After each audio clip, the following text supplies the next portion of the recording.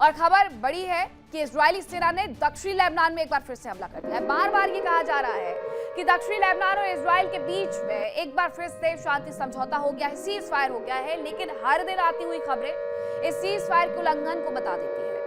अब दक्षिणी लेबनान में जो हमला किया गया उसका वीडियो भी आया, आवासीय बुनियादी ढांचे को निशाना बनाया गया है, यह उससे जुड़ी हुई तस्वीर सामने आई है।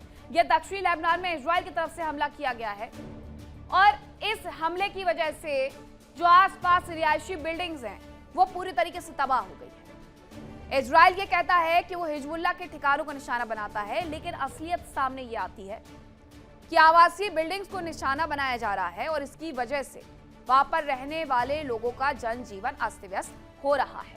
अमेरिका ने कड़ी फटकार लगाई इजराइल को और कहा कि लेबनान पर हमले बंद हो जाने चाहिए। अमेरिका की तरफ से बयान भी आया कि हमने दोनों देशों में मध्यस्थता करवा दी, अब कोई हमला नहीं होगा। हर दिन ये खबर आती है और उसके बाद ये बताया जाता है कि लेबनान पर इजराइल की तरफ से हमला कर दिया गया है।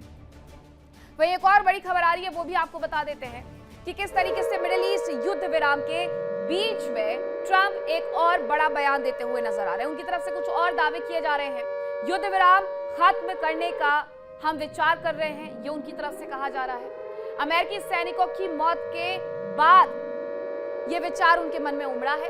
अमेरिकी ठिकानों पर हमले के बाद ये ट्रंप का बयान सामने आया है, जो ये कह रहे हैं कि हम ये युद्ध विराम समाप्त कर रहे हैं। दूसरी तरफ वो ये भी कह रहे हैं कि बातचीत बहुत अच्छी चल रही है, बहुत जल्द जैसे ही एमओयू साइन कर लिया जाएगा हम हॉर्मुज से अपनी नाकेबंदी हटा लेंगे, हॉर्मुज को खोल देंगे। तो मिडिल ईस्ट युद्ध विराम पर डोनाल्ड ट्रंप ये कह रहे हैं कि युद्ध विराम खत्म करने पर हम विचार कर सकते हैं, अमेरिकी सैनिकों की मौत के बाद हम ये विचार कर सकते हैं।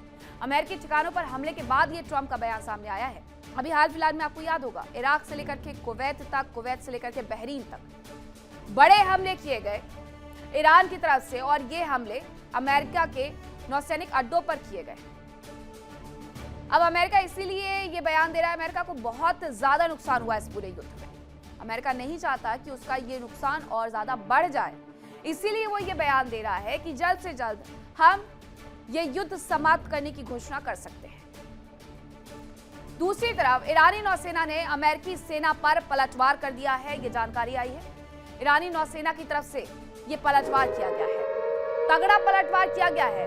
यूएस युद्धपोत के कमांड एंड कंट्रोल सेंटर को निशाना बनाया गया है। गल्फ ऑफ ओमान में कमांड एंड कंट्रोल सेंटर पर निशाना ईरानी नाकेबंदी के करीब आने की कोशिश की जा रही थी, इस वजह से यह हमला किया गया है। दोनों देश एक ही समंदर में मौजूद है, लेकिन अपनी अपनी सीमा निर्धारित करके अब उस सीमा को आगे क्रॉस करके ईरान अमेरिका की तरफ अगर बढ़ने का प्रयास करता है और अमेरिका अगर ईरान की तरफ बढ़ने का प्रयास करता है तो इसी तरीके से फिर हमले होते हैं। इस बार भी ईरान की तरफ से यही कहा गया है कि ईरानी नाकेबंदी के करीब आने की कोशिश की जा रही थी, इसलिए हमने यूएस युद्धपोत के कमांड एंड कंट्रोल सेंटर को निशाना बना लिया। और यह हुआ कहां? Gulf of Oman. ईरानी नाकेबंदी के करीब आने की जैसे ही युद्धपोत ने कोशिश की, आईआरजीसी जो कि वहां पर रखवाली करने के लिए तैनात कर दी गई है, उसने तुरंत से निशाना बनाना शुरू कर दिया अमेरिकी सेना को और पलटवार किया। जबरदस्त तरीके से पलटवार किया गया है। वही अब्बास अराक्ची जो कि विदेश मंत्री हैं ईरान के, उन्होंने ट्रंप और नेतन्याहू को चेतावनी दी है कि जंग लेबनान ईरान दोनों जगह खत्म होगी या फिर कहीं नहीं होगी। बेरूत पर किसी भी हमले का मतलब सीज फायर खत्म। संघर्ष में ईरान और लेबनान की नियति एक दूसरे से जुड़ी हुई है और दोनों मोर्चे शुरुआत से लेकर के अंत तक एकजुट है। अमेरिका बार बार कोशिशें कर रहा है, बातचीत भी करवा रहा है इजराइल के और लेबनान के बीच में। फिर ये खबरें भी आती है कि 3 हफ्ते के लिए घोषणा कर दी गई है युद्ध विराम की, 2 हफ्ते के लिए घोषणा कर दी गई है, लेकिन इन 3 और 2 हफ्तों के बीच में जिस फ्रीक्वेंसी के साथ इजराइल लेबनान पर हमले करता है वो सीज फायर का बार बार उल्लंघन होता है। इसीलिए अब्बास अराक्ची ये कह रहे हैं कि अगर युद्ध खत्म होगा तो दोनों मोर्चों पर, यानी कि ईरान के साथ भी युद्ध खत्म होगा और लेबनान के साथ भी खत्म होगा, और अगर ऐसा नहीं हुआ तो किसी के साथ युद्ध खत्म नहीं होगा और हम फिर आगे बढ़ेंगे।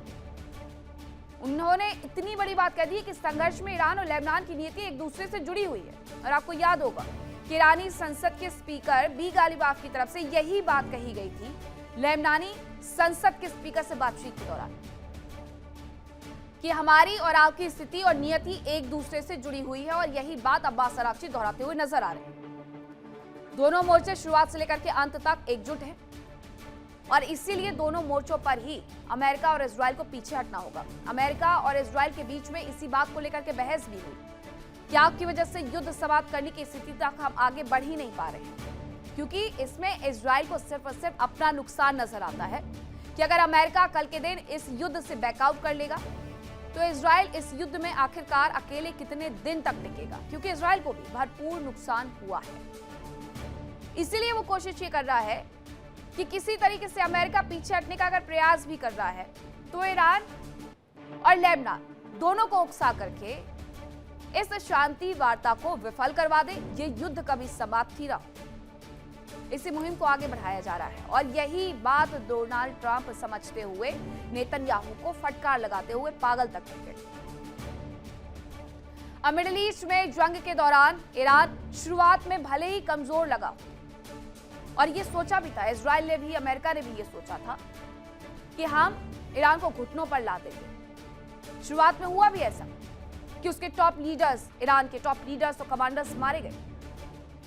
भले उसकी जमीन पर हजारों की संख्या में बम और मिसाइलें गिरे हों, लेकिन ईरान ने दिखा दिया कि वो अपने दम पर सुपर पावर को भी सरेंडर पर मजबूर कर सकता है। और आज ट्रंप भी ईरान से बातचीत को बेताब दिख रहे हैं। जिस मुस्तफा खामनेई को कभी बैन किया गया था अमेरिका की तरफ से, उसी मुस्तफा खामनेई से मुलाकात करने के लिए डोनाल्ड ट्रंप फड़फड़ाते हुए नजर आ रहे हैं और वो कह रहे हैं कि मुस्तफा खामनेई से मैं बात करूंगा।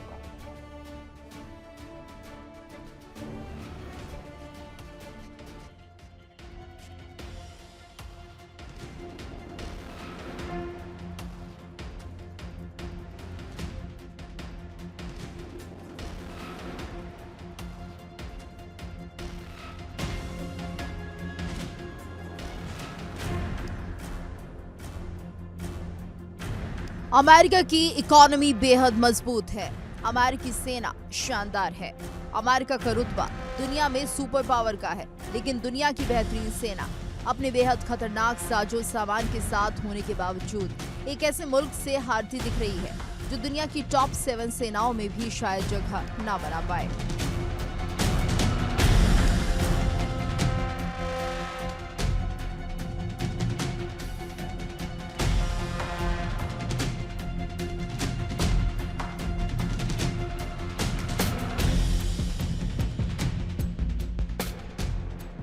दुनिया की शानदार सेना का सुप्रीम कमांडर आज ईरान जैसे छोटे से मुल्क के सुप्रीम लीडर के आगे नतमस्तक होता दिख रहा है।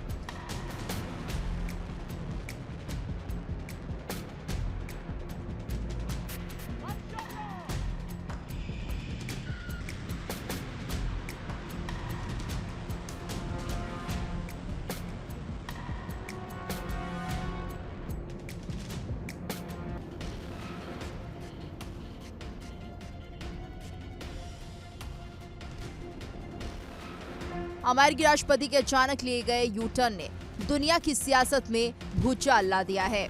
पश्चिमी मीडिया की रिपोर्ट के मुताबिक ट्रंप का रुख इजरायली प्रधानमंत्री बेंजामिन नेतन्याहू के प्रति बदला और अब वो मुस्तफा खामेनेई से भी मुलाकात करना चाह रहे हैं।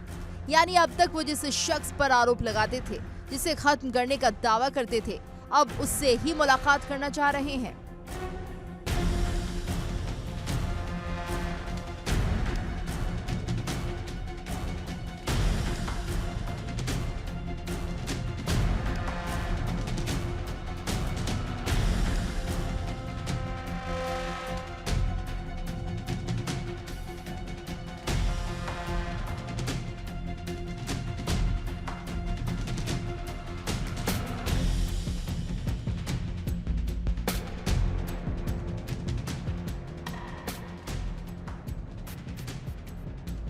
दावा किया जा रहा है कि कल तक ईरान को तबाह करने की धमकी देने वाले ट्रंप के सुर अब पूरी तरह से बदल चुके हैं। ट्रंप ने चौंकाने वाला बयान देते हुए कहा कि वो बहुत जल्द ईरान के अयातुल्ला यानी मुस्तफा खामेनेई से मुलाकात कर सकते हैं। हालांकि अभी तक उन्हें मुलाकात का सौभाग्य नहीं मिला है। साथ ही ट्रंप ने दावा किया कि मुस्तफा के साथ उनके रिश्ते अच्छे चल रहे हैं।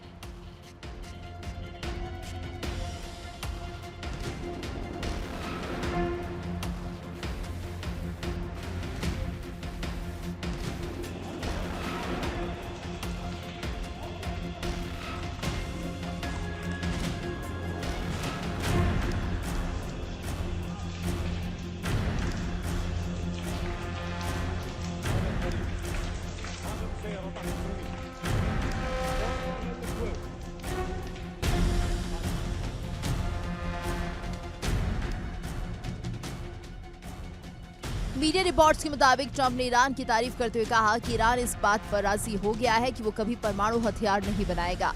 ट्रंप की यू टर्न ने इजरायल के होश उड़ा दिए हैं, क्योंकि वो सालों से ईरान को अपना सबसे बड़ा दुश्मन मानता आया है।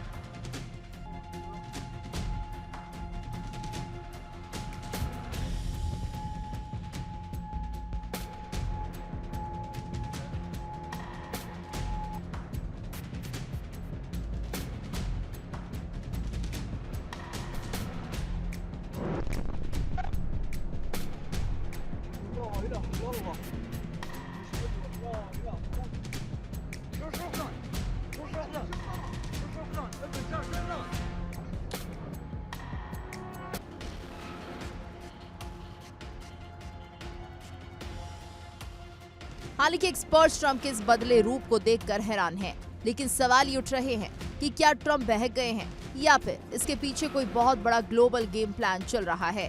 दरअसल ट्रंप अब ईरान जंग के डैमेज से उबरना चाहते हैं और मिडिल ईस्ट के मैदान से किसी तरह भागने की कोशिश कर रहे हैं।